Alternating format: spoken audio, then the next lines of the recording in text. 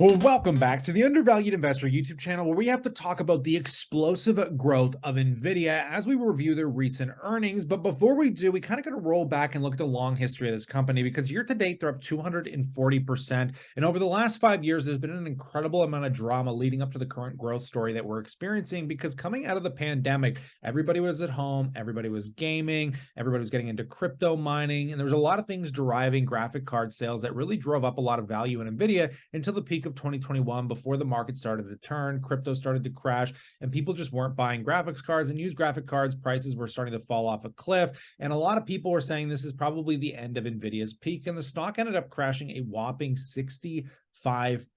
During this period, Kathy Wood sold her position from ARK Invest. A lot of people started saying it was a short. Many YouTube influencers were shorting the company, and then this inflection point hit where ChatGPT and the realm of AI started to come into play, and this took the stock to levels that are so unimaginable, incomparable to the S&P top 10 companies. During this period, if we just take a look at the growth shifting, ChatGPT led to this new nuanced idea of language models and just building out everything from, AI being able to do clip art, to even remaking clips of movies, to people utilizing it in just text format. And we're seeing it with some of Elon Musk's, new programs. And it just really drove a lot of traffic and a new identity to the market. And it drove up about a huge percentage of sales. It jumped their sales in the last quarter by 101%, which doesn't even come close to what we're seeing today.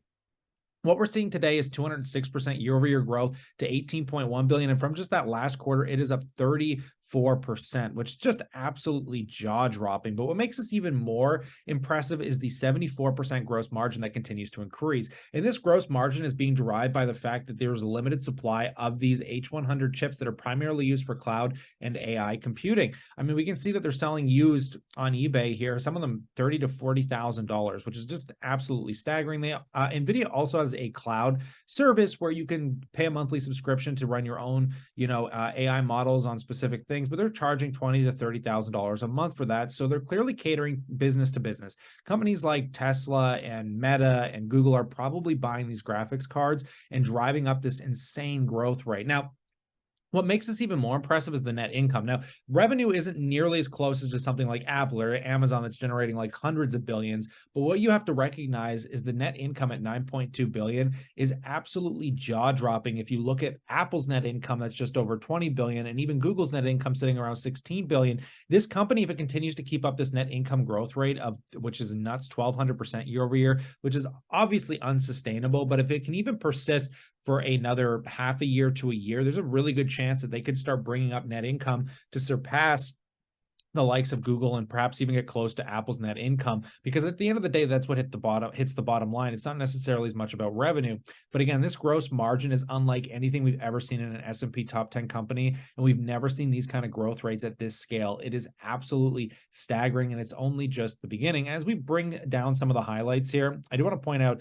that from data centers being a massive component to this, driving 14.5 billion, up 41% from the previous quarter and 279% from a year ago. Again, they are launching new H200s now, which are obviously more advanced than the H100s. They're partnering with a lot of companies like Microsoft and a ton of other ones you probably heard of.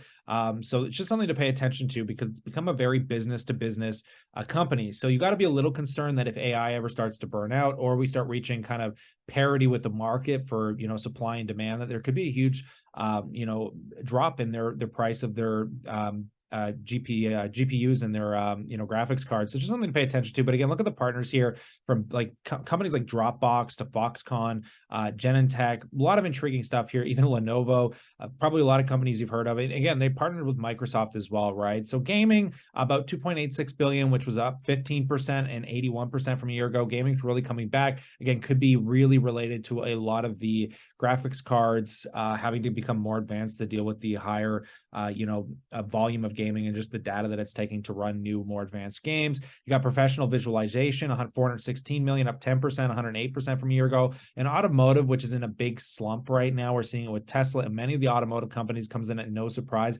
Now, this was pretty much their weakest segment, which only did 261 million, which was only up 4% from a year ago. But what's also impressive is if we take a look at the balance sheet side of this, this is one of those companies where you just can't help but recognize this is a cash flow machine with their current assets at 32 billion, 18.2 billion of which is cash. And this is just current assets, by the way. Total assets are 54 billion. But if you just take that cash position and look at their total liabilities at 20 billion, not just their current, their total at 20 billion, they could pretty much pay off all of their liabilities today and continue to print at 70+% margins.